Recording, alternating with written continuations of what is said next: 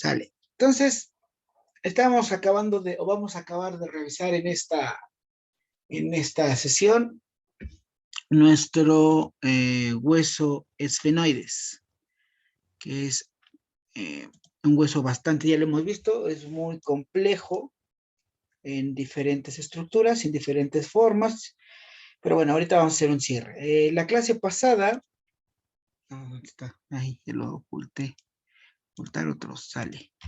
Nos quedamos en la revisión de nuestras apófisis pterigoides, ¿no? Decimos que estas apófisis, estas de acá, son aquellas, las únicas prácticamente de nuestro hueso, estas de acá, que se orientan completamente de manera exocraneal, ¿no? Que están viendo hacia afuera de la cavidad craneal, no tienen ninguna perspectiva al interior de la cavidad craneal.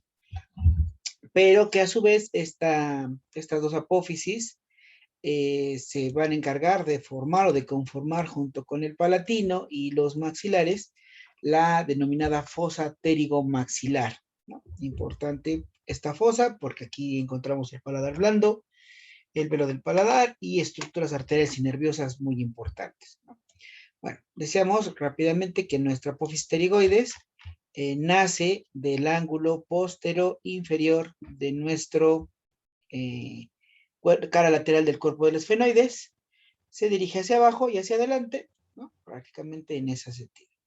Decíamos que estas apófisis tienen, a su vez, están conformadas por dos láminas o dos alas que estructuralmente, ¿no? De acuerdo a nuestro plano que le estamos viendo, a nuestro plano sagital, aplicado en este hueso exclusivamente, aquí, entonces decimos que esta sería el ala o lámina interna y esta sería el ala o lámina externa, lo mismo para la otra apófisis, lámina o ala interna, lámina o ala externa, ¿sale?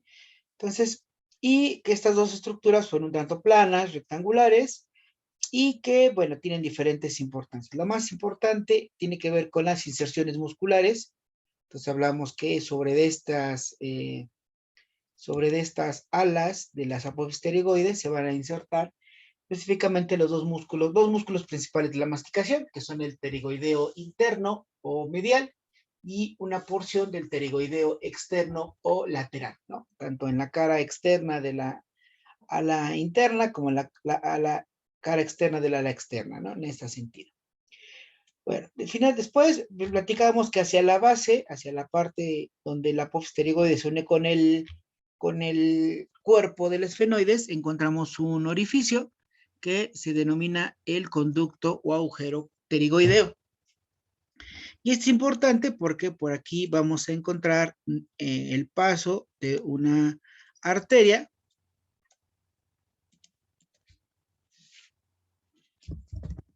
del conducto pterigoideo o también arteria viviana, llamada de esta manera, ¿no? La cual se introduce prácticamente sobre este conducto para dirigirse hacia la parte posterior de nuestra faringe, ¿no? Ahí la estamos viendo. ¿Ok? Entonces, en este sentido y en este respecto, prácticamente, pues terminamos la descripción completa de nuestro hueso, ¿sale? Ahora, como verán, decíamos, este hueso está en la parte central y media y anterior de nuestra base craneal, más hacia, proporcionalmente hablando, pues está en relación con muchas estructuras óseas, tanto de nuestra cara como de nuestro cráneo, y con muchas estructuras funcionales, ¿no? Con muchas arterias y con muchos nervios, ¿no? Y entonces, bueno, primero hablando estructuralmente, bueno, aquí está nuestro hueso esfenoides. Entonces, lo primero que nos llama la atención, evidentemente, es parte de la conformación de nuestra base craneal, ¿no? Como importancia estructural. Entonces, aquí está nuestro esfenoides. Entonces, recordemos que nuestro base del cráneo está dividida en tres grandes porciones o tres pisos: piso anterior, piso medio y el piso posterior de la base craneal. Entonces, ¿dónde ubicamos nuestro hueso esfenoides estructuralmente? prácticamente ocupando gran parte, gran porción de nuestra parte, de nuestro piso medio de la base craneal, ¿no? Entonces, esa es la primera importancia estructural, formar parte del piso medio de la base del cráneo. Luego, decíamos a su vez también, ¿no?, que dentro de la estructura de nuestra bóveda, nuestros huesos esfenoides, pues ayuda a formar una pequeña parte, ¿no?, sobre todo en esta zona,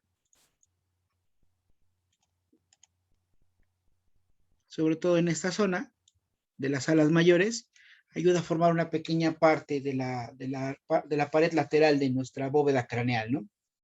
Entonces, sí, una pequeña parte, pero sí ayuda a conformar la pared lateral de nuestra bóveda craneal, tanto del lado derecho, obviamente, como del lado izquierdo, ¿no? Entonces, prácticamente ayuda a conformar una pequeña parte de de las paredes laterales de la bóveda. Luego, a su vez, decíamos que esta parte, acuérdense, es la cavidad orbitaria, acá, cavidades orbitarias. Entonces, prácticamente nuestro esfenoides lo encontramos en la pared posterior de las cavidades orbitarias. Entonces, nuestros esfenoides, aquí lo estamos viendo, prácticamente lo encontramos en la parte más posterior o en la pared posterior de nuestra cavidad orbitaria. Ahí está, para que se aprecie adecuadamente. Entonces,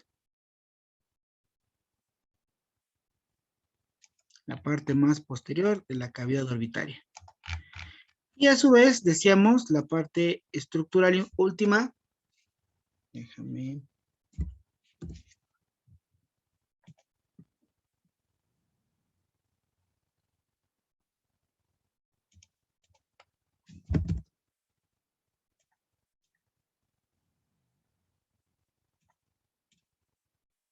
Aquí vemos nuestros esfenoides, ¿sale? Y entonces recuerda, voy a quitar este hueso que no nos interesa ahorita. Aquí están nuestros esfenoides. Aquí están nuestros palatinos y nuestros maxilares, ¿sale? Y entonces recuerda que en conjunto las apofisterigoides, específicamente del esfenoides, junto con estos huesos palatino y maxilar, pues delimitan esta circunscripción denominada fosa pterigomaxilar, ¿no? Que ya acabamos de decir un poquito acerca de cuáles son su importancia estructural, ¿sale? No sé por qué varios están saliendo, pero bueno, entonces, ni modo, se quedarán sin su pase de lista. Ahora, ¿sale? ¿Hasta aquí alguna duda con respecto a la estructura de la importancia estructural de este hueso? No, profe. Sale. Ahora, en cuanto a su relación con alguna otra, con arterias, nervios, órganos, bueno, recordemos que, decíamos, como está en esta parte, en la parte central de nuestra base craneal, pues está en contacto con muchas estructuras de nuestro encéfalo, ¿no? Hablamos aquí, ¿no? En esta parte, acuérdate, en los agujeros ópticos, ingresa nuestro nervio óptico, segundo par craneal. Aquí en la parte central, entre los dos agujeros ópticos, pues encontramos nuestro quiasma óptico. Aquí encontramos la glándula pituitaria en la silla turca. Entonces ahí esas importancias. Luego, en el agujero redondo mayor, pues encontramos el nervio maxilar. En el agujero oval encontramos el agujero mandibular e ingresa la arteria meningia accesoria. Y en el agujero espinoso o redondo menor, pues ingresa nuestra arteria meningia media, ¿no? Todo esto ya lo tienen escrito, simplemente es recordarlo, ¿sale? Luego, a su vez, aquí en la apófisis pterigoides, pues ya lo último que platicábamos es la relación íntima con la arteria del canal conducto pterigoideo o la arteria pidiana, ¿sale? Entonces, como verán, cuando ponemos adelante, por ejemplo, Hay algunas lesiones que pueden alterar la estructura, fracturar las estructuras craneales. Toda a ver, déjame por ver si puedo poner aquí la última estructura, espérenme.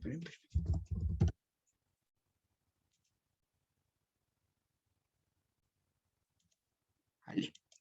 Ahora, a su vez, algo que nos faltó comentar es que en esta parte central, vean, ¿sale? De nuestros fenoides, se encontramos un conjunto, un conglomerado de arterias muy importante que se denomina polígono de Willis. Aquí se los voy a colocar. Entonces, aquí, polígono de Willis. Este polígono de Willis, bueno, lo vamos a estudiar el siguiente semestre cuando hablemos de todas las estructuras arteriales internas de nuestra cabeza, pero para que tengan un pequeño conocimiento, este polígono de Willis surge de la conformación de todas las arterias que ingresan a nuestro cerebro, tanto al lado derecho como al lado izquierdo, que son las meningias, las carótidas internas, y entonces forman como un centro de distribución aquí en el centro, junto a la silla turca, ¿sale? Entonces, este centro de distribución de sangre sirve para que haya una adecuada irrigación de la sangre en nuestro cerebro. Si alguna arteria, por alguna razón, disminuye su flujo de sangre, disminuye su calibre, etc., pues la sangre se recircula por otra vía. Es como un distribuidor vial, ¿no? Si se tapa un carril, podemos agarrar otro carril para volver a llegar a nuestro destino. Entonces, este polígono de Willis está asentado prácticamente, vean, sobre la silla turca y parte de nuestras alas menores de nuestros esfenoides y la parte posterior del cuerpo, ¿no? Entonces, esta importancia también, esta relación es muy importante porque les decía, nuestras estructuras craneales, nuestro bóveda y nuestra base, pues evidentemente se puede fracturar. Cualquier zona que te puedas romper o fracturar de tu cráneo, pues puede poner en peligro tu vida. ¿Por qué? Pues evidentemente puede lastimar estructuras altamente importantes al interior del encéfalo. Pero en el caso, acuérdate que siempre hay unas más importantes que las otras, el piso medio de la base craneal, en particular las estructuras con las que están en relación nuestros fenoides, son altamente vitales. ¿Qué quiere decir? Que si tú recibes un golpe, un accidente, una energía cinética que condicione tal cosa que fracture toda esta zona, pues prácticamente el riesgo de pérdida de la vida es inminente, ¿sale? Una fractura en el piso medio de la base craneal puede romper principalmente las estructuras arteriales, polígono de Willis, entonces hay un sangrado masivo y evidentemente el cerebro pierde la estructura y pierde la funcionalidad, ¿no? Y por ende la persona pierde la vida. O por el contacto con las estructuras del cerebro primitivo, el cerebro del sistema nervioso autónomo, que tiene que ver con el control involuntario de la respiración, del latido cardíaco y demás, que están aquí a través en contacto con este piso medio. Entonces, les decía, dentro de, obviamente, toda lesión en nuestra cavidad craneal puede poner en peligro la vida, pero una lesión, una fractura, sobre todo en el piso medio de la base del cráneo, prácticamente condiciona un alto riesgo de mortalidad por las múltiples estructuras anatómicas con las que está en contacto nuestros huesos fenoides. ¿Sale? Ahora, bueno, finalmente vamos a hablar un poquito acerca de las articulaciones. ¿Con quién se articula nuestro hueso? Pues entonces decíamos, este hueso, al estar en contacto con demasiados, espérame tantito, voy a ponerlo todo para que lo podamos, no me deja, ahí está. Sale. Entonces, ¿con quién se articulan nuestros huesos fenoides? Aquí lo vamos a ver, vamos a ver. Se articula prácticamente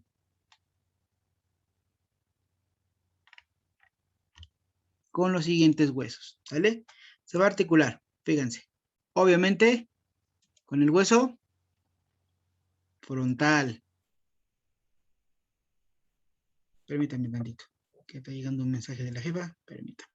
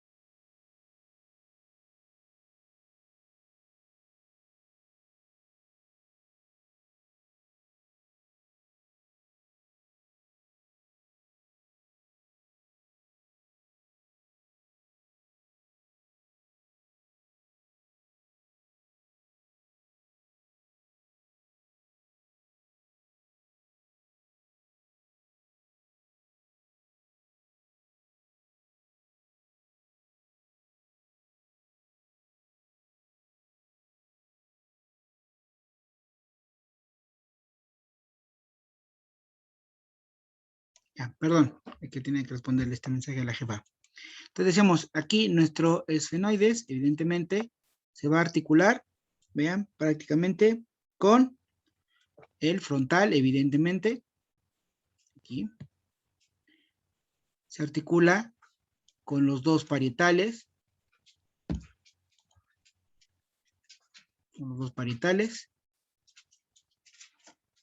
se articula con los dos temporales,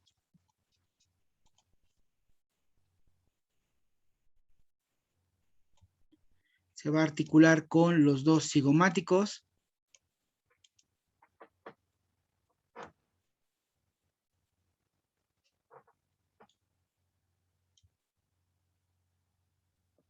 se articula con el etmoides, aquí en su parte central, está con el etmoides.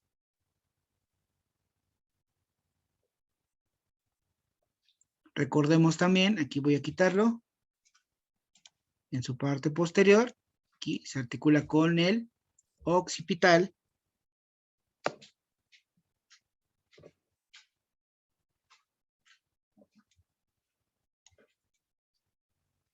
voy a quitar estas chivas de acá.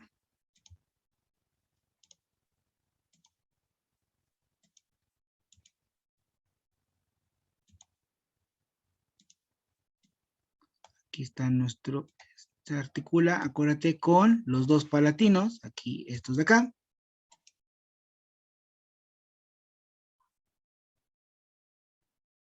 Y finalmente también tiene una articulación con el hueso vomer. Ahí está. Entonces, ¿cuántos huesos fueron?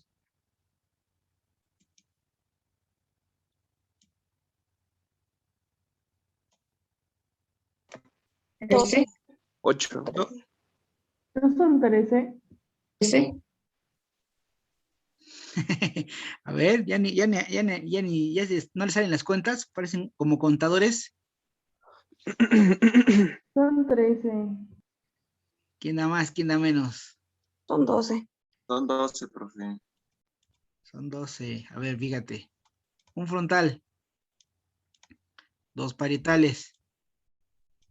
¿Vale? Dos temporales.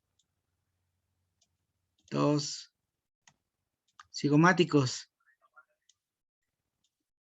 Un etmoides.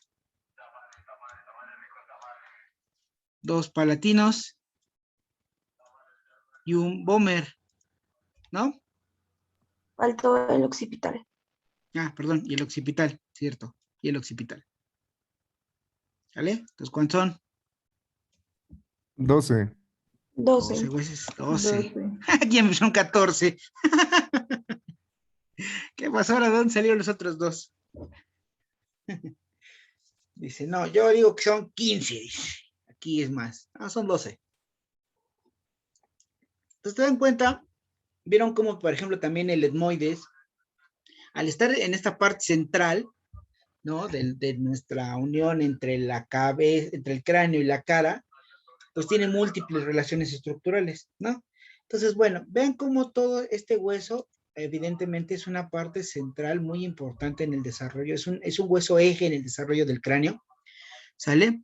Pero, además, no solo estructuralmente hablando, ¿no? Que nos ayuda a formar las diferentes cavidades, la cavidad orbitaria, parte de la cavidad, la base del cráneo, sino la relación funcional es muy importante.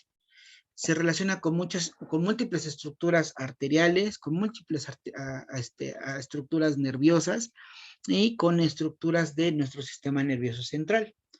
Entonces, vaya, ¿no? Es un hueso bastante relevante en el desarrollo de nuestro funcionamiento corporal, ¿vale? ¿Alguna duda con respecto al esfenoides?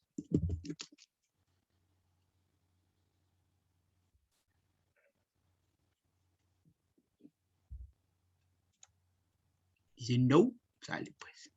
Vamos a pasar prácticamente ahora a ver el último de nuestros huesecillos del cráneo. Y ya acabamos. Y ya acabamos.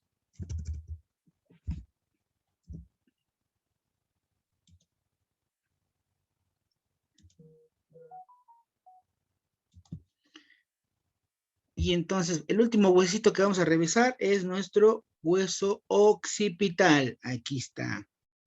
El occipital.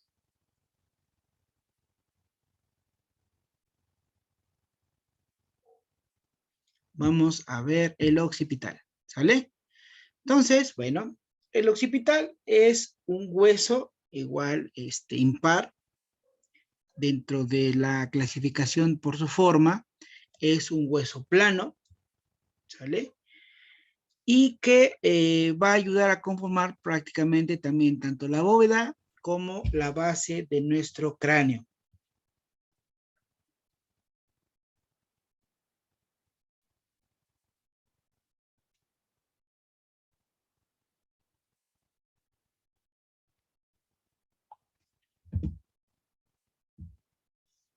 Ahora, espérenme, que me marca aquí la computadora. Sale. Ahora bien, entonces, vamos a ubicarlo planimétricamente nuestro huesito. ¿Sale?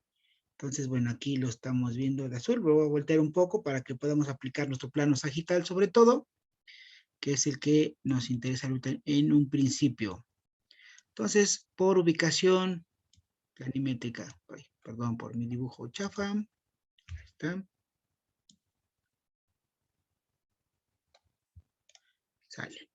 Entonces, primero, de acuerdo a esta ubicación planimétrica, podemos decir que nuestro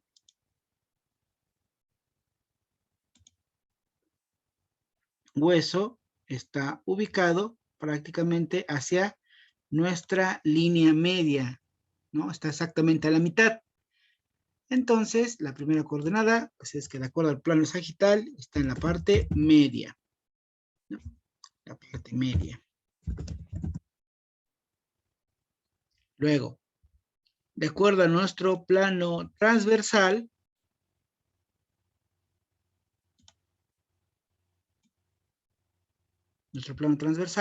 ¿sale? Aunque aquí en esta pequeña porción, ¿no? En esta pequeña porción invade o atraviesa el plano transversal, prácticamente la mayor parte del hueso está ubicado hacia la parte inferior de nuestro plano transversal, ¿sale? Entonces aquí, en ese sentido, no podemos decir que está en la parte media. Está la mayoría del hueso ubicado hacia la parte inferior. Entonces, siguiente coordenada de acuerdo al plano transversal es que está en la parte inferior, ¿sale? Y finalmente, nuestro plano coronal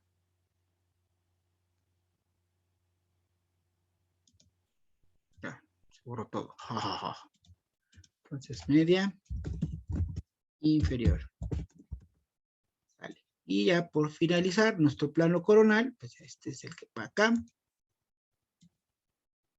Y entonces está en la... Profe, Mande.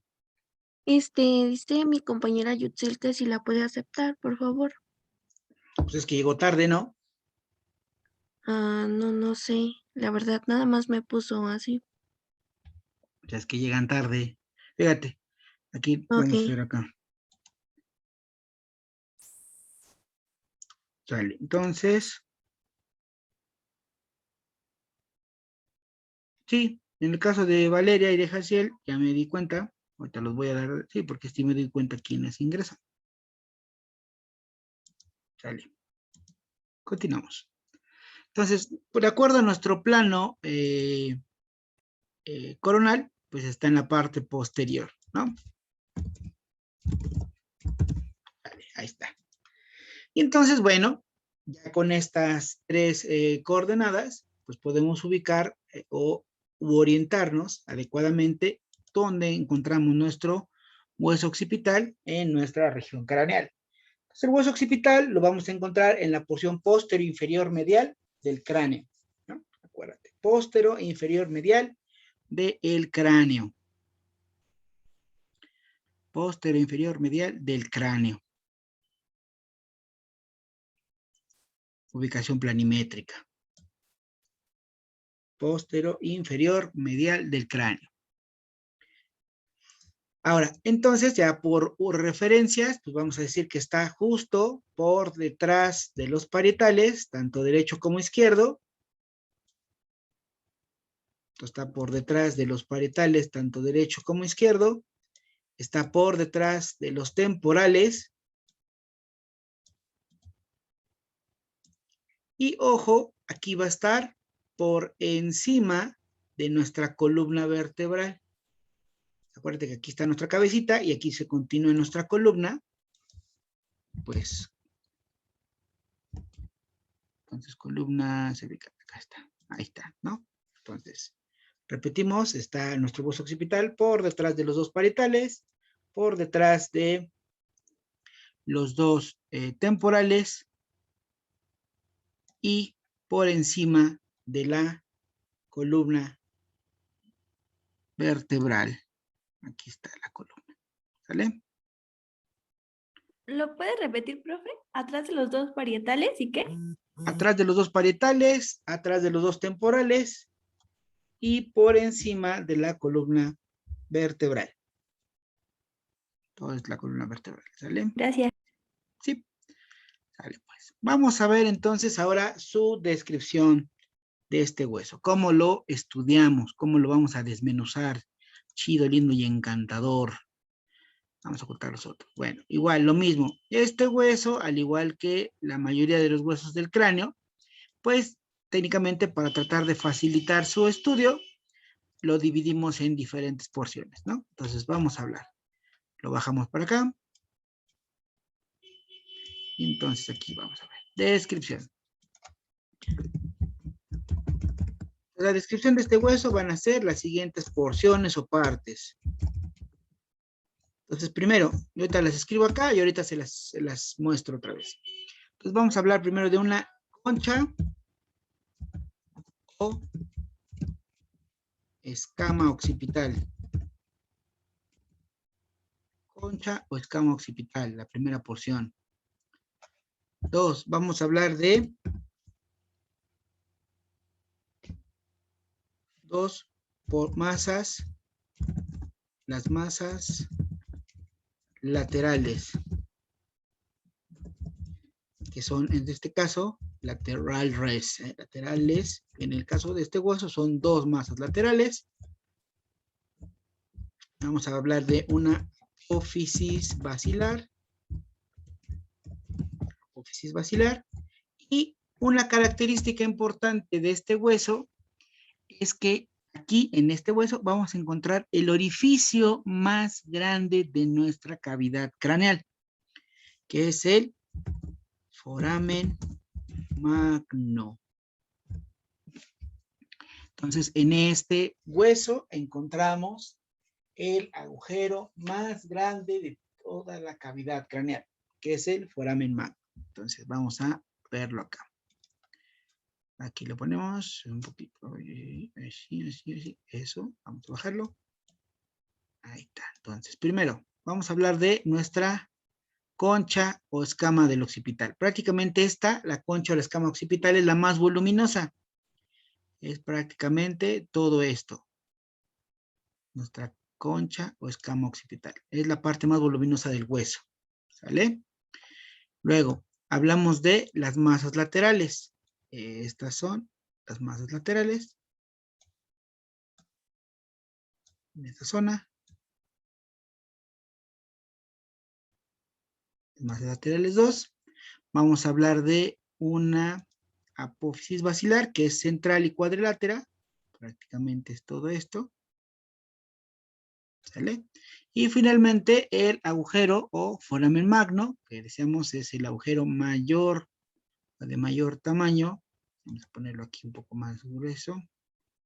De nuestro... Acá está. Todo esto es el agujero magno.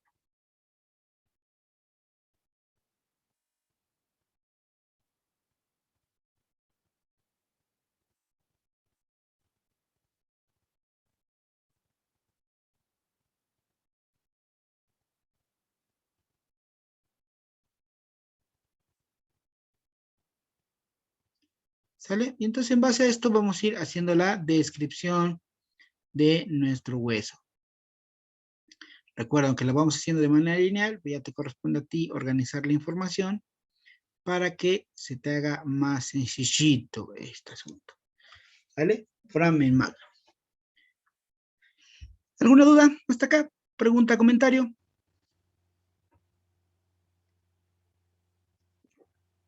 Todo bien, profe.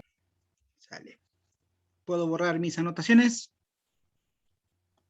Sí, pero un segundito, profe. Claro que sí.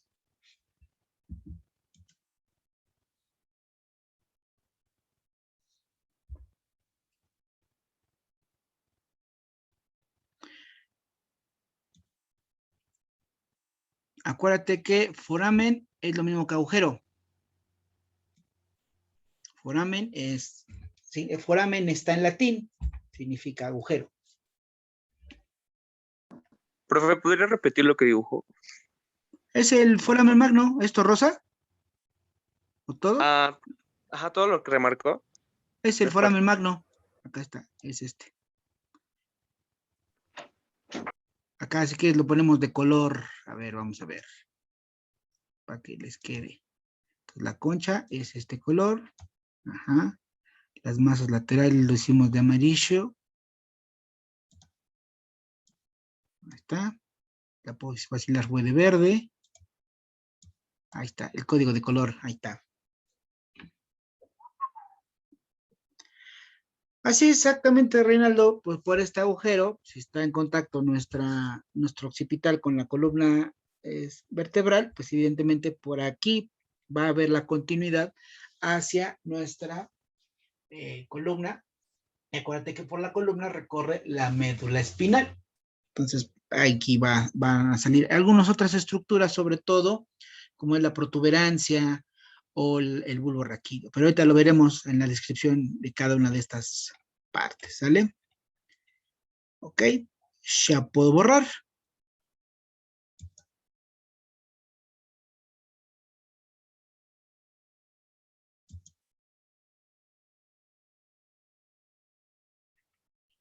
Bueno, supongo que ya. Vamos a empezar a describir la primera porción de nuestro hueso, que es la concha o la escama del occipital. Entonces voy a hacerlo más grande. Entonces prácticamente Una es pregunta. una respuesta.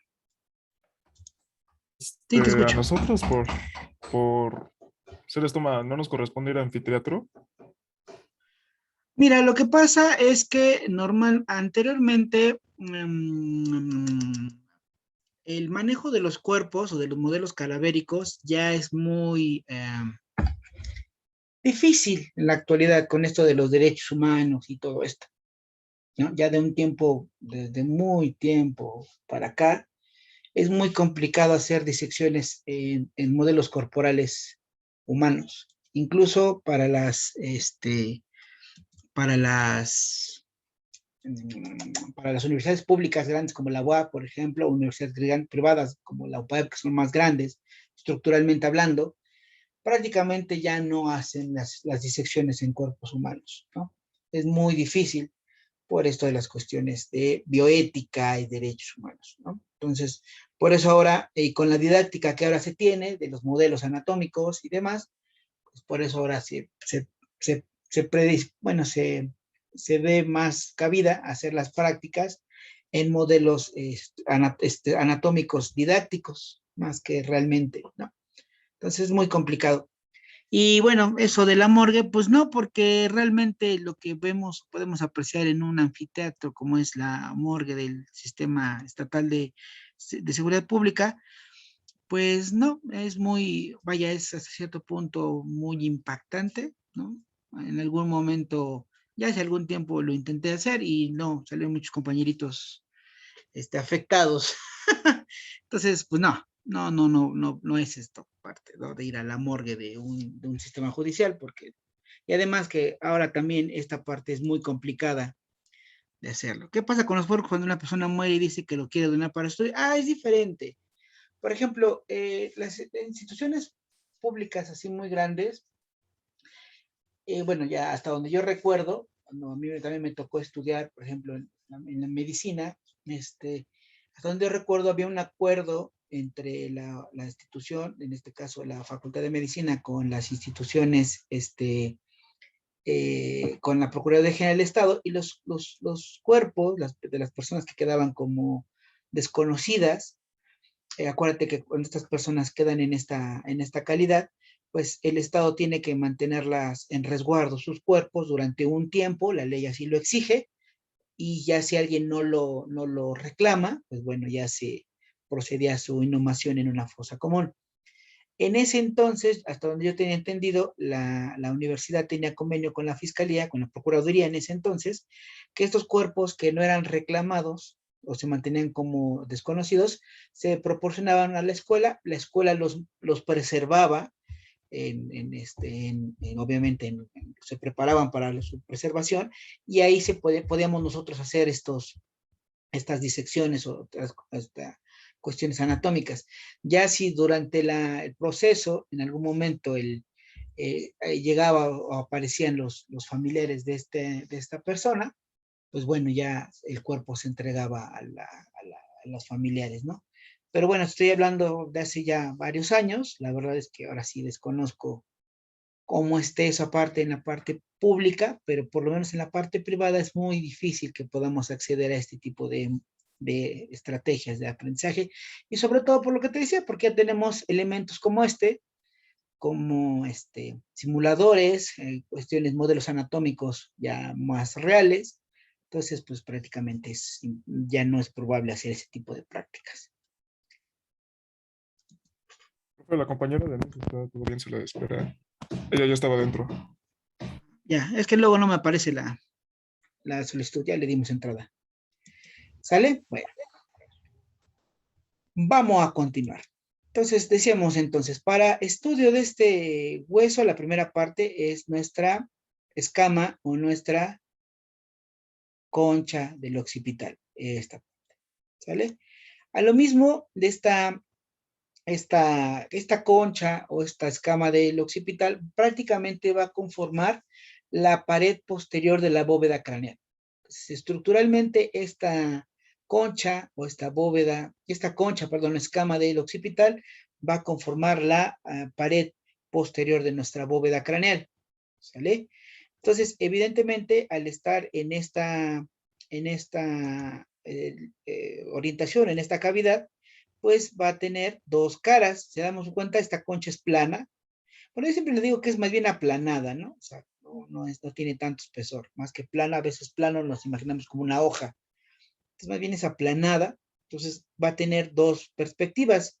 Una al interior de nuestra cavidad craneal, sería endocraneal, y una perspectiva hacia afuera de la cavidad craneal sería exocraneal, ¿sale?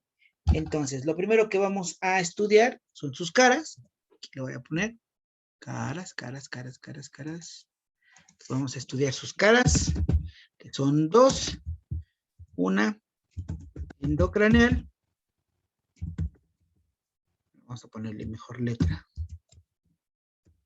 Endocraneal. Y la exocraneal. ¿Sale? Y a su vez, ¿no? Por la forma en la que tiene nuestra escama, veremos que tiene un borde que asemeja un tanto, algunos libros te lo dicen, es circunferencial, es decir, que tiene la forma de un círculo. José Armando, Brenda, dile que ya no quiero. Sí, ahorita lo acepto. José Armando, ahí está. Entonces, decíamos que vamos a describir también un borde. Vamos a poner un poquito más grueso el asunto. Entonces, vamos a describir un borde. Algunos libros te dicen que es circunferencial, o sea, que se asemeja un tanto a un círculo, y algunos otros te lo dicen que es como un trapezoide, ¿no? Es decir, se dan cuenta, es así, así, así, y así, ¿no? Las dos formas es válida, es aceptable, o sea, lo puedes nombrar de una manera circunferencial o de una forma trapezoidal, exactamente lo mismo, no hay ningún problema, ¿ok? Entonces, ¿qué vamos a estudiar? Les decía, de esta escama, de esta concha, pues primero que nada sus dos caras y un borde de esta escama, ¿sale? Vamos a comenzar primero con la cara endocraneal. Entonces veremos, primero que nada, ¿qué nos llama la atención? Bueno, sobre la cara interna o la cara endocraneal en su línea media, en esta zona, vamos a encontrar una excavación. Una excavación. Una excavación. ¿Vale? Que va a corresponder a la impresión que deja el seno longitudinal superior. Entonces, vamos a encontrar una excavación que corresponde a la impresión que deja el seno longitudinal superior. ¿Se acuerdan dónde habíamos mencionado este? ¿Y qué otro hueso? En el frontal. En el frontal, efectivamente. Pero recuerda que este seno longitudinal es cuando hablamos en las estructuras encefálicas, las grandes venas de nuestro cerebro reciben el nombre de senos. Entonces, en el seno longitudinal es una vena de grueso calibre que recorre toda la longitud de la bóveda en la parte superior. No es otra cosa. Entonces, vean, aquí lo vamos a ver. Lo voy a colocar en la imagen.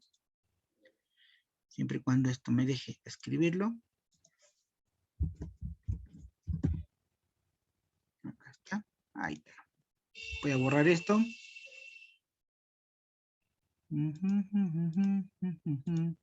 Y entonces vean, lo chiquillo. Ahí está. Entonces fíjate cómo este lindo, hermoso hueso está, prácticamente recorre. Digo este hueso, este seno, perdón. Ahí está. Lo vemos como, pero déjenme bajarlo. Va a recorrer o va a iniciar prácticamente desde la cara interna, fíjate, de nuestra escama, de nuestro frontal. Recorre toda la cara endocraneal. Fíjate cómo va entre los dos parietales, prácticamente, en sus bordes mediales. Y va a concluir hacia la cara interna, en la parte media de nuestra escama o nuestra concha occipital, ¿sale? Entonces es muy importante esto porque es una vena muy trascendente, muy relevante, de grueso calibre, que recoge prácticamente una gran cantidad de sangre de todas las estructuras cerebrales y recorre prácticamente toda la pared superior de nuestra bóveda, en su parte media, ¿no? Ahí está. Entonces es una relación muy importante. Entonces es lo primero que encontramos en su línea media. Vamos a quitarlo. Ahora, inmediatamente por debajo de esta impresión, inmediatamente por debajo de esta impresión del canal del seno longitudinal, fíjate, voy a tratar, espero que se aprecie desde esta perspectiva un poco oblicua. Aquí no sé por qué luego no me deja hacerlo mucho. Acá. Sale. Fíjate. Espero que se alcance a notar. Ve cómo se ve un pequeño saliente también en forma de espina, un poco más pequeño, no tan pronunciado como la del frontal. Pero entonces aquí vamos, en la parte inferior, vamos a encontrar la espina occipital. Espina occipital. ¿Se acuerdan para qué nos servía la espina del frontal junto con la prófisis crista galli? ¿Qué se colocaba, qué se Para insertaba? fijar las tres meninges. Como anclaje. Las meninges. Exactamente. Entonces, esta espina occipital va a hacer exactamente lo mismo. Fijar las meninges de nuestro cerebro.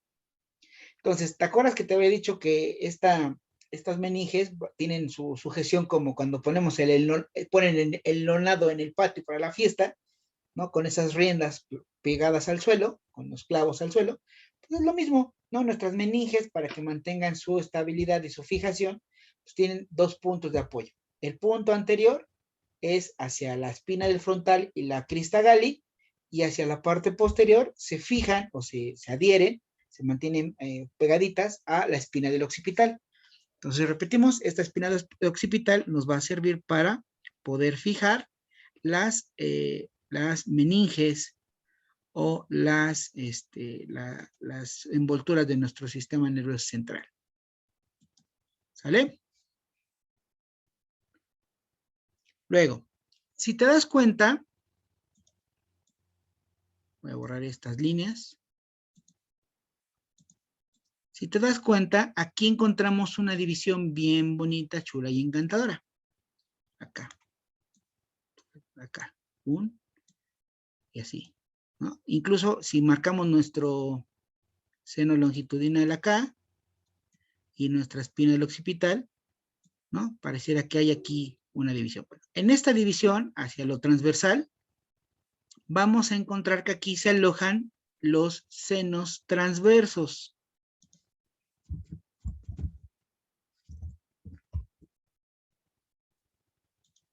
Tanto derecho como izquierdo, ¿no? Obviamente, me falla ahí un poco, ahí está, ¿sale? Entonces, en esta línea vamos a encontrar que se alojan o dejan su impresión los senos transversos. ¿Qué es esto? Pues igual son venas, acuérdate, cuando hablamos de senos, son en el sistema nervioso central, son venas. Entonces encontramos el seno transverso derecho y el seno transverso izquierdo. Todo esto, junto con el seno longitudinal y demás, son sistemas colectores venosos de la sangre de nuestro sistema nervioso autónomo. ¿Sale? Ok, ahora, fíjate bien. Voy a borrar estas dos. Senos transversos. Y entonces esto, ay, ¿qué pasó? Ahí está. Voy a hacer un poquito pequeñito. Voy a borrar otra vez acá para que lo podamos ver de una manera más adecuada. Entonces fíjate cómo pareciera que aquí esto genera una división. Si te das cuenta, lo percatas, esto hace que se formen 4 cavidades o 4 fosas. Fíjate, aquí hay 4 cavidades o 4 fosas. ¿Sale? Ahí está. ¿Vale? Entonces, en la cara interna de nuestra escama o concha del occipital vamos a encontrar formadas 4 fosas o 4 cavidades. Entonces, esto corresponde a la impresión de estructuras de nuestro sistema nervioso central. Las dos superiores van a corresponder a, o van a estar ocupadas por el lóbulo occipital del cerebro.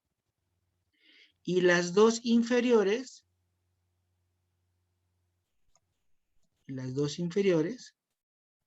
van a estar ocupadas por los lóbulos cerebelosos. ¿Vale? Entonces toda esta parte va a estar ubicada, las dos superiores por el lóbulo occipital y las dos inferiores por los lóbulos cerebelosos. Vamos a ponerlo acá.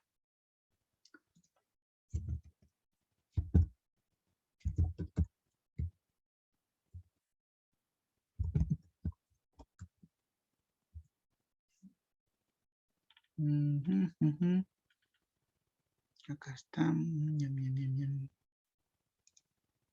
Está. Y cerebelo.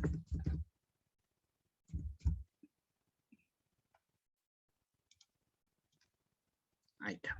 Entonces déjenme borrar acá. Estas para que lo podamos ver.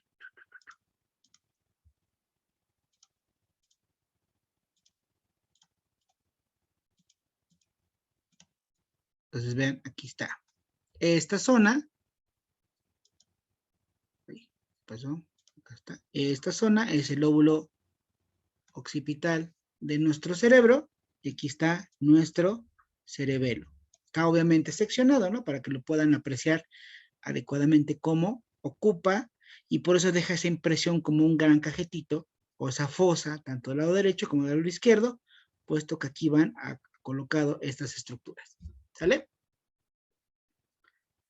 ¿Alguna duda o pregunta hasta acá?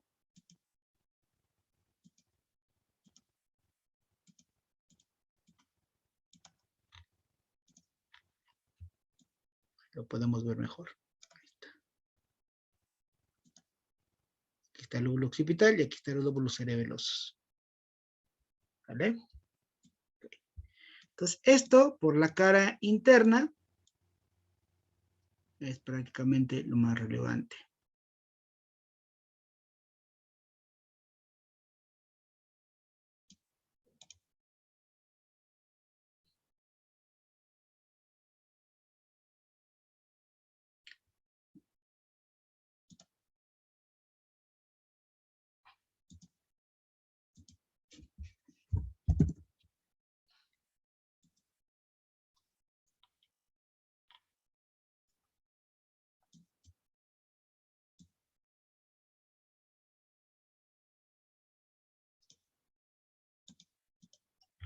Entonces aquí lo vemos completo, todos los lóbulos occipitales y el cerebelo completo, por eso ocupa prácticamente toda esta osa. Ahorita te diluzgo tu pregunta, Giovanni. No te estreses ahorita. Explicamos eso que me estás comentando, Giovanni. ¿Sale?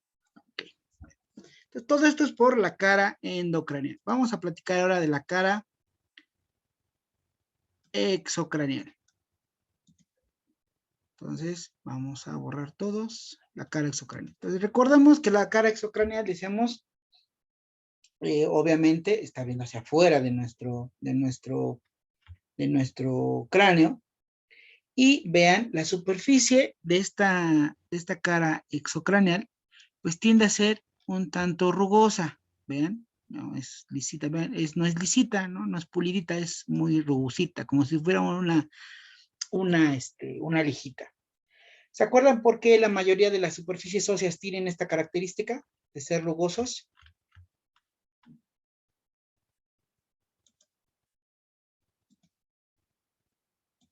Para que se pueda adherir un músculo. Exactamente, para que se puedan insertar los músculos. Muy bien, efectivamente. ¿Sale? Ahora, entonces, como tiene esta característica, pues ya podemos entender claramente que entonces esto significa que se van a insertar algunos músculos sobre esta superficie. Bueno, entonces, vamos a irlo dilucidando conforme lo vamos explicando. Entonces, primero que nada, la superficie de esta cara es rugosa, como bien nos comentaban, tiene esta característica porque vamos a ver varios músculos insertados sobre esta superficie. Ahora, ¿qué encontramos de manera relevante en estas estructuras? Ya estaba en clase, espérame tantito, pues que no me aparece. Ok. Sale, ya está, Ana Paula. Y entonces, fíjate, vamos a encontrar primero hacia la parte media, o sea, exactamente a la parte media, un saliente en forma piramidal. Entonces, vamos a encontrar hacia la parte media de la cara exocraneal un saliente en forma piramidal, que recibe el nombre, aquí lo ven, protuberancia occipital externa. Protuberancia occipital externa. ¿Vale? Es claramente, si ustedes, y esta se puede sentir, si tocan su cabecita en la parte de atrás, ¿no? Vayanlo sintiendo, en la parte media, y van a sentir un ligero saliente. Decía Giovanni en un mensaje privado, es como un chipote en la cabeza, en la parte de atrás. Algunos lo pueden tener más pronunciado, algunos no tanto, pero sí se siente esta saliente. Recordarás que hemos platicado que sobre todo en el frontal tenemos las dos eminencias frontales, en los parietales tenemos los ovelios y en el occipital, pues no es la excepción, tenemos esta protuberancia. Todas estas salientes, acuérdate, surgen porque el desarrollo de nuestro cráneo, de nuestros huesos, junto con el desarrollo del sistema nervioso central, es decir, el cerebro, pues no van solitos, ¿no? Van creciendo a la par. Entonces las estructuras cerebrales pues, van dejando estas impresiones o van empujando las estructuras craneales y dejan estas impresiones. Entonces, así como en el frontal, estas eminencias frontales surgen por el lóbulo frontal del cerebro, los ovelios por los lóbulos parietales, este chipotito que surge en la parte posterior, o la protuberancia occipital, pues surge por el desarrollo del lóbulo occipital, ¿sale? sea, no es, ahora te digo, hay personas que lo tienen más desarrollado o más marcado, hay quienes a lo mejor es un tanto imperceptible, no hay ningún problema, ¿no? No hay ningún problema, o sea, no hay ningún defecto en ese sentido, ¿sale? Ahora, aquí vamos a platicar dos cosas. Vamos a encontrar dos líneas bien marcadas que reciben el nombre de líneas nucales u occipitales. Entonces aquí lo voy a marcar, lo voy a poner. Línea nucal, o también en algunos otros libros lo manejan como solamente línea occipital. Y entonces vamos a hablar de una línea nucal superior y una línea nucal inferior.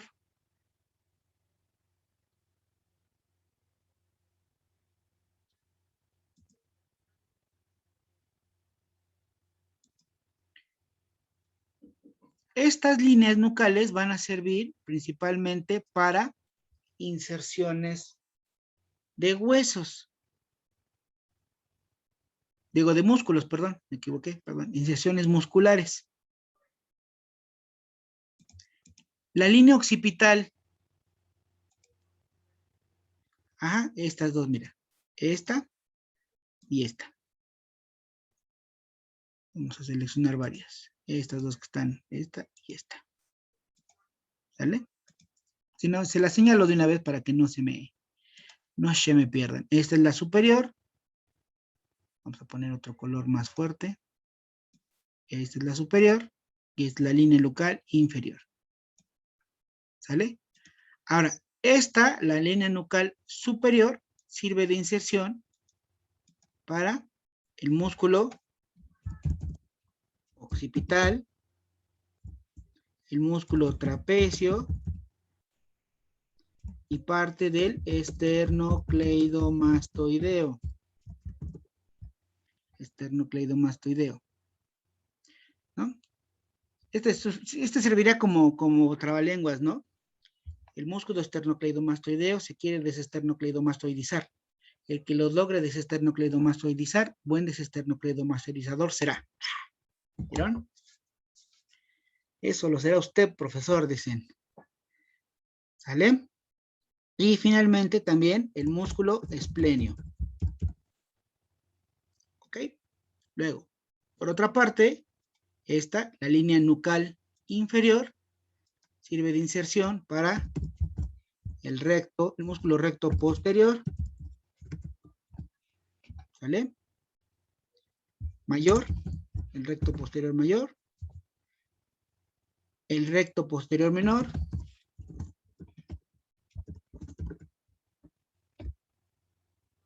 ¿sale? Y el oblicuo de la cabeza.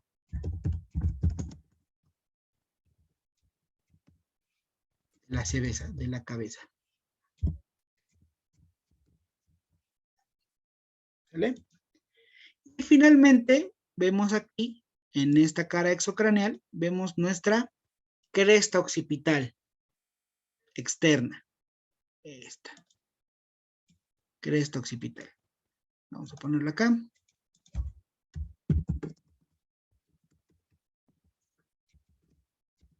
Cresta occipital externa.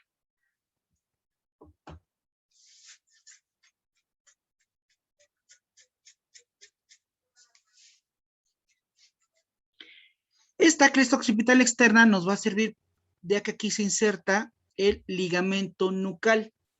Aquí lo ponemos, aquí se va a insertar el ligamento nucal. Es el ligamento nucal, una estructura fibrosa, rígida, bastante fuerte, que nos va a ayudar a mantener nuestra cabeza erecta, erguida. ¿Sale? Entonces, espérenme tantito, les voy a mostrar aquí ya todos los músculos. Ahí está. Ahora fíjense, aquí van a aparecer todos los músculos de nuestra cabeza. Ahí está. ¿Ya vieron? Todos estos músculos se insertan en la parte externa de nuestro. Entonces aquí está nuestro músculo occipitofrontal. Aquí está el trapecio, el esternocleidomastoideo, el esplenio de la cabeza, los espinosos, ¿sale? Todos los que les mencioné aquí. Entonces, vean toda la cantidad de músculos que se insertan. Unos que son propios de la cabeza y unos que son parte de la columna cervical. ¿Vale? Entonces, una cantidad bastante importante de músculos. Acuérdate que cuando hablamos de occipital, bueno, el viento occipital, pues hablamos de un derecho y de un izquierdo. Si hablamos de un esternocleidomastoideo, pues hay un derecho y un izquierdo. No le di acceso. No sé por qué no la extendió. Ahí está. Me estaba diciendo que ya estaba uniéndose. Pero bueno, ya le dimos acceso a Tania, a Lisette. ¿Sale? Entonces, obviamente, todos estos músculos que hablamos, occipital, trapecio, esplenio, recto posterior, todos son pares. Hay derechos e izquierdos. ¿Sale? Ok. Vamos a quitarlo. Y vamos a ver si podemos ver el ligamento nucal. Acá está. Y entonces, ven, aquí está el ligamento nucal. ¿Vieron? El ligamento bastante grueso. Voy a subir. Que nos ayuda a pues, movilizar y a mantener estable nuestra cabezota. Ven, el grueso de este ligamento está bastante choncho, lindo y encantador. ¿Sale? Ok. ¿Dudas hasta acá?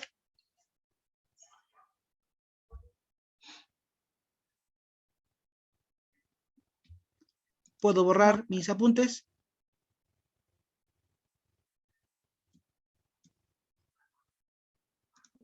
Sí, profe.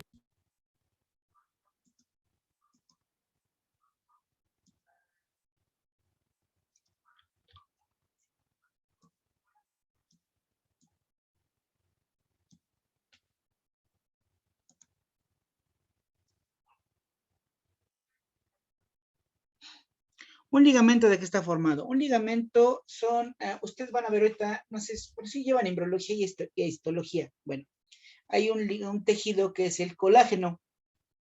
Entonces, los ligamentos están formados de colágeno denso. Entonces, son bandas, líneas, fibras de colágeno denso, que tienen la característica de los ligamentos de que son resistentes, es decir, que muy difícilmente se rompen, pero tienen la capacidad de elongarse, es decir, de estirarse, y de regresar a su forma normal, ¿no? Se estiran y regresan a su forma normal. Entonces, eso está formado por un ligamento. Hay ligamentos muy delgados, por ejemplo, en los que tenemos en nuestras manos. Hay ligamentos muy gruesos, como este que vemos en nucal. Hay ligamentos más cortos, ¿no? Como la rodilla, todos. Entonces, los ligamentos lo veremos más adelante el siguiente semestre cuando hablemos de articulaciones. Los ligamentos tienen la capacidad o la función de estabilizar una articulación, es decir, que no se salga del lugar una articulación, y también de limitar hasta dónde puede generar un movimiento, una articulación. ¿Sale? Ven las personas estas que son contorsionistas o que se meten en una botella y todo este tipo de cosas, tienen algún defecto genético en la conformación de sus ligamentos que los vuelven muy débiles, muy aguaditos, por decirlo así. La palabra correcta es muy laxo. Entonces, por eso se pueden estirar o se pueden doblar sus articulaciones a un grado muy extremo. Nuestros ligamentos, en las personas, digamos, normales, que no tenemos alguna alteración, nuestros ligamentos pueden ir perdiendo cierta elasticidad con el paso del tiempo, ¿no? Los niños son muy elásticos, sus ligamentos. Las personas adultas, después de los 50, 40 años, 50, 60 años, sus estructuras son más rígidas, y también tiene que ver con la cuestión del ejercicio. Es que por eso lo que te decía, fíjate, los ligamentos la elasticidad de los ligamentos se va perdiendo conforme vamos creciendo en la edad adulta, pero también los puedes ir condicionando a que mantengan esta elasticidad con el ejercicio. Por ejemplo, una mujer que hace ballet, ¿no? Puede llegar toda la vida practicando ballet y haciendo splits y demás, puede seguir haciendo estos movimientos hasta la época muy adulta, 60, 70 años, ¿no? Los que somos papitas enterradas, pues entonces, pues a lo mejor llegas a unos 40, 50 años y ya no te puedes ni alcanzar la punta de los pies, ¿no? ¿Por qué se rompen los ligamentos? Sobre todo cuando son movimientos abruptos. O sea, el ligamento, tú lo puedes ir probando, estirando poquito, no hay ningún problema, así va apoyando. Pero si haces un movimiento muy brusco, que es una elongación abrupta, muy rápida, muy fuerte de ese ligamento, pues se puede romper, ¿no? Entonces dices, bueno, si yo tuve ruptura del ligamento de tobillo, exactamente. No es malo, es porque hay una adaptación fisiológica. Lo malo es cuando no tienes la adaptación y hay un estiramiento rápido, pues sí, ahí se lastima.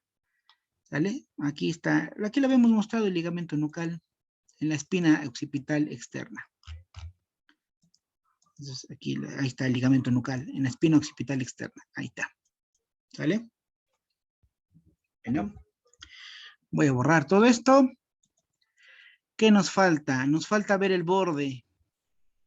Si se dan cuenta, el borde, que decíamos que era un tanto circunferencial o trapezoidal, ¿no? Desde el punto de vista como lo vean, es exactamente lo mismo, ¿no? Acuérdense que aquí aparte un poco de imaginación. Fíjate cómo, entonces, nuestro borde circunferencial o trapezoidal, podemos dividirlo en una parte superior y en una parte inferior. Ve cómo, entonces, la parte superior prácticamente es muy grueso. Lo voy a poner acá, la parte superior de este borde es muy grueso y adopta esta estructura de dentada, ¿no? Un borde grueso y dentado, o sea que tiene entrantes y salientes, ¿ya lo viste? Toda la parte superior de este borde es dentado, muy grueso y con entradas y salientes. ¿Por qué?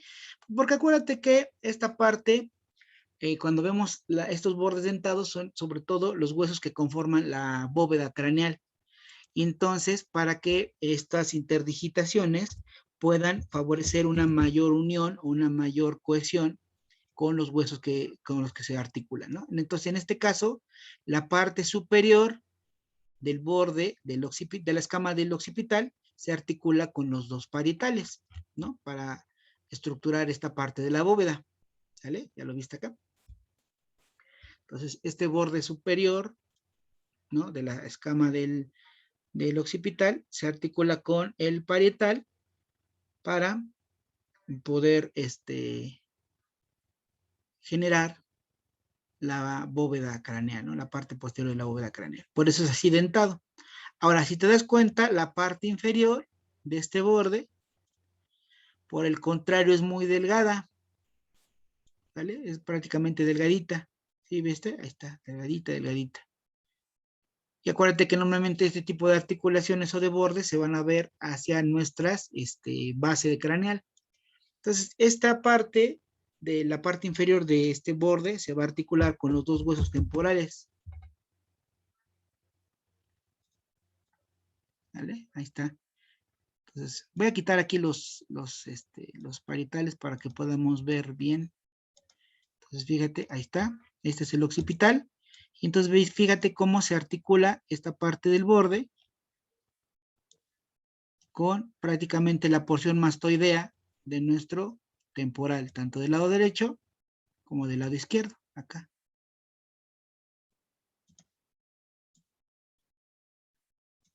¿Sale? Entonces articula prácticamente con la porción mastoidea de nuestro hueso temporal, tanto el lado derecho como el lado izquierdo. ¿Sale?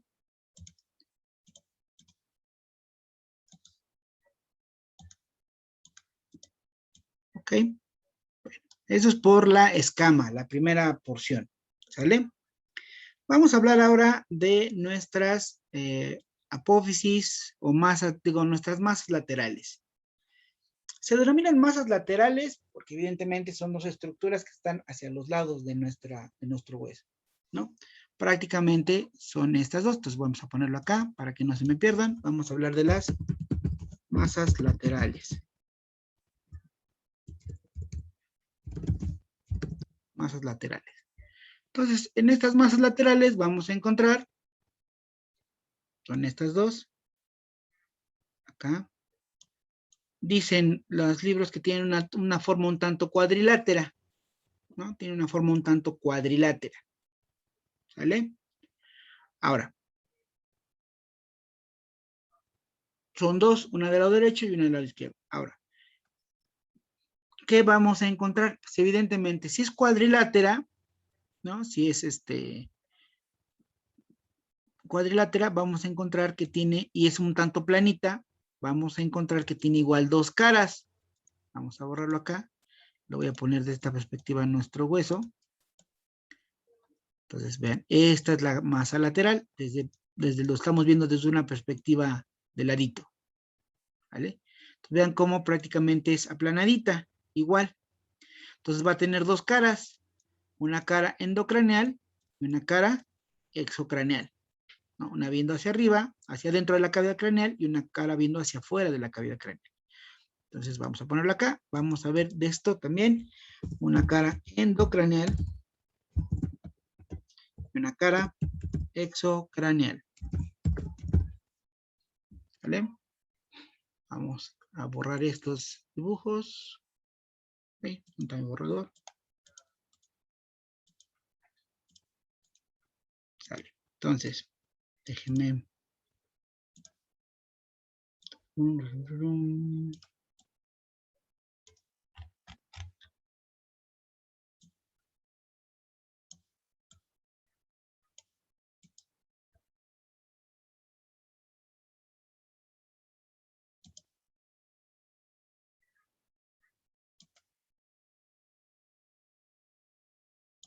Sale. Entonces, vamos a encontrar primero en su cara endocraneal. Evidentemente, esta cara endocraneal va a estar en contacto con estructuras de nuestro sistema nervioso central. Vamos a tratar de verlo para que es esto, ¿no? Acá.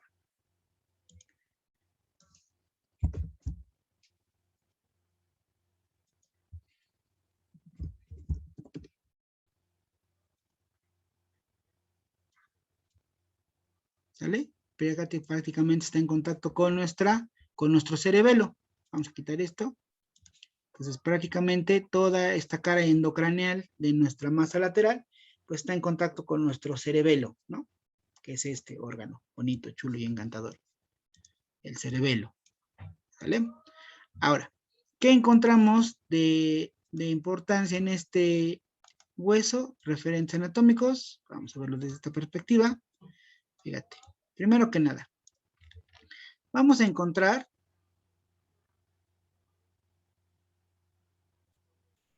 unos salientes redondeados, fíjate, así como bolitas, que reciben el nombre de tubérculos yugulares. Vamos a ponerlo acá. Entonces, en cada masa lateral vamos a encontrar algo que se llama tubérculo yugular. ¿Sale? ¿Por qué es importante este tubérculo yugular? Sobre todo por la relación en la que se encuentra con unos nervios que emergen de nuestra cavidad craneal. Entonces vamos a ponerle aquí, me salgo de acá, porque si no, no me deja hacer anotaciones o buscar otras cosas. Los marco otra vez para que no se me pierdan. Entonces, estos de acá. ¿Dónde están? Espérame.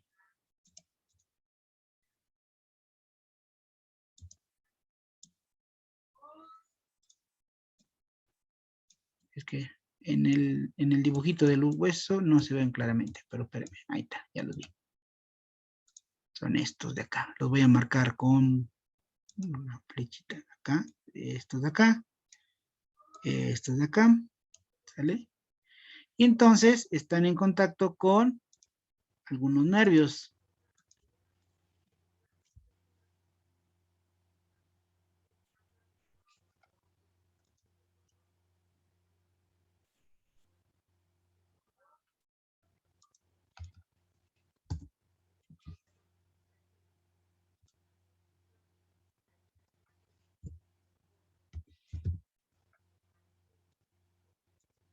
¿Sale? Entonces, fíjate, por detrás de estos tubérculos yugulares, acá, fíjate, por detrás de estos tubérculos yugulares, va a haber un canal. Entonces, por detrás de los tubérculos yugulares va a haber un canal que sirve de paso para 3 nervios craneales. Entonces, repetimos, por detrás del tubérculo yugular vamos a encontrar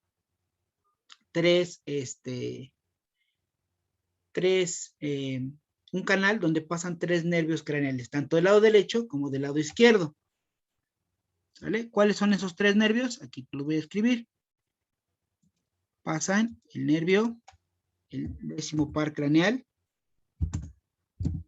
es el nervio vago, pasa el 9º, bueno, aquí, perdón, lo ponemos en orden, si no, no llevamos un orden como que pasó ahí.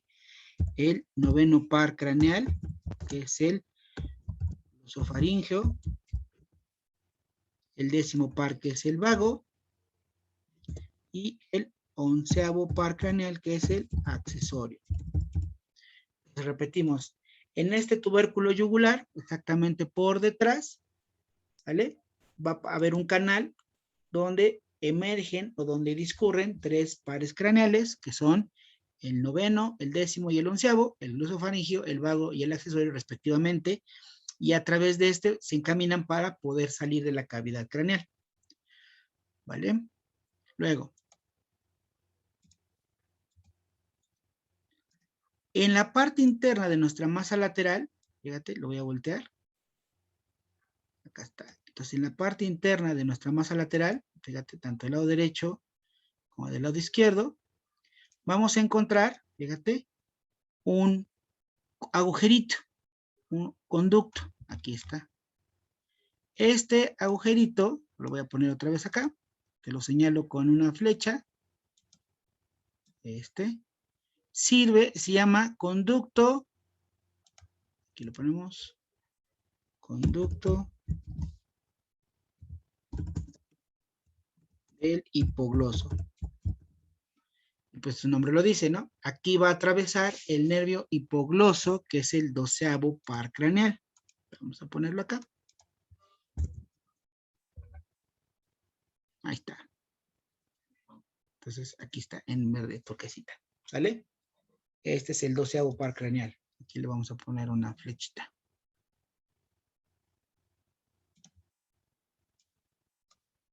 Este es el 12º par craneal. 12º par. ¿Vale? Pues como verán, esta parte de la masa lateral es bastante importante con respecto a la estructura craneal en sí, sobre todo con el recorrido de nervios craneales importantes, ¿no? Son 4 pares craneales los que están en contacto con esta masa lateral. Por la parte superior, con la cara endocraneal, por detrás del tubérculo yugular, pasan 3 nervios craneales, el 9º, el 10º y el 11º, el glosofaringeo, el vago y el accesorio, y en la parte central, por su cara interna, encontramos un orificio, que es el conducto del hipogloso, y que por aquí atraviesa el 12º par craneal, que es el nervio hipogloso.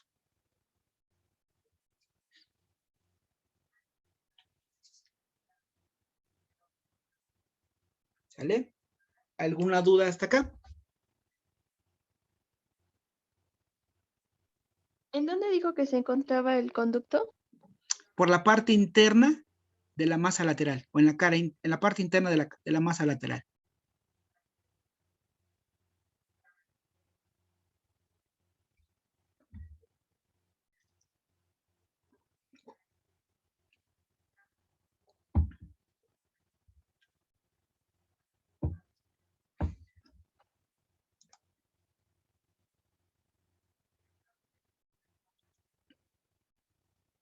Ajá, en la parte interna central encontramos el conducto del hipogloso. Exactamente, Claudia. Vale. ¿Puedo borrar?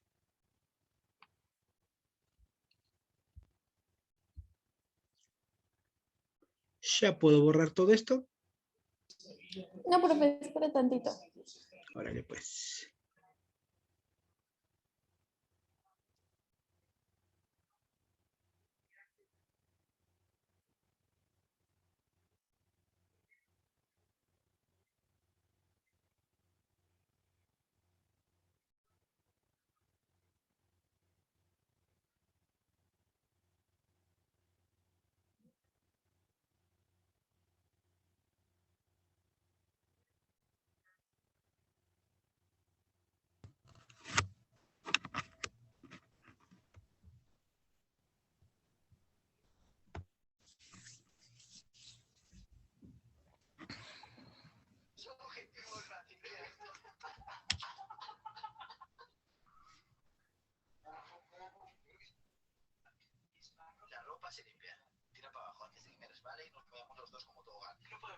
A ver, ¿quién está viendo clase?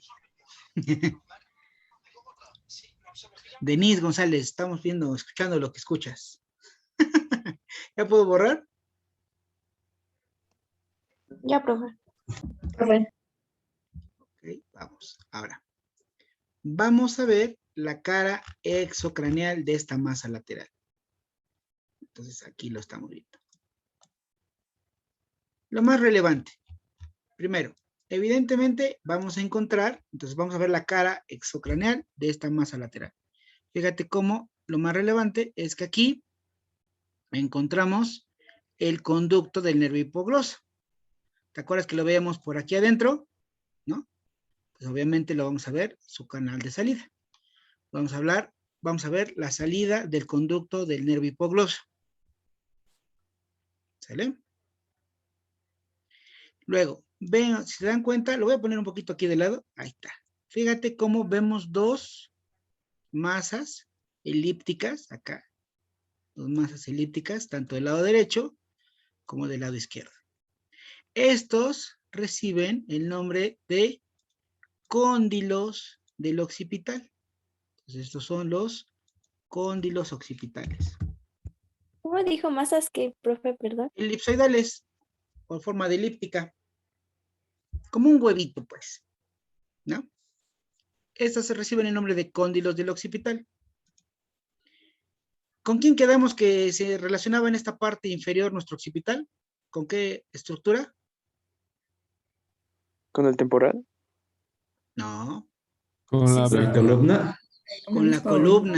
con la columna, efectivamente. Sí, Francisco, cámbiate de dispositivo. Entonces, aquí, entonces, esta parte, estos cóndilos del occipital, van a ser la articulación con nuestra columna, específicamente con la primera vértebra cervical. Entonces, aquí, nuestra cóndilos del occipital se articulan con la primera vértebra cervical, exactamente la denominada atlas. ¿Vale? Entonces, esta es la primera vértebra cervical o también denominado atlas. Vamos a borrar esto. Ahí está. Ahí está. ¿Ya vieron? Entonces, por eso se llama Atlas, ¿no? Por el dios mitológico griego que carga el mundo, el Atlas, es la articulación junto con nuestra. Entonces, es la comunicación, la primera articulación de nuestra cabeza con la columna cervical en este caso, a través de los cóndilos. ¿Ok? Perfecto. Entonces, ahí una articulación. Ahora, fíjate. Entonces, esto es por la cara exocraneal. No hay otra, hay varias otras cosas más, pero bueno, lo más relevante es esto. El conducto del hipogloso y los cóndilos de nuestro occipital que se articula con la primera vértebra cervical, que es el atlas. Vamos a quitarlo. Ahora, fíjate. Recuerda que todo esto es la masa lateral. ¿Vale? Entonces, toda esta parte de la masa lateral también se articula con nuestro hueso temporal. ¿Ok? Bueno. ¿Alguna duda hasta aquí? No, profe. Sale. Entonces, ¿qué nos falta por revisar? Sí, no te preocupes, Giovanni, yo lo entiendo. Luego a mí me pasa también con el internet. Déjame detener.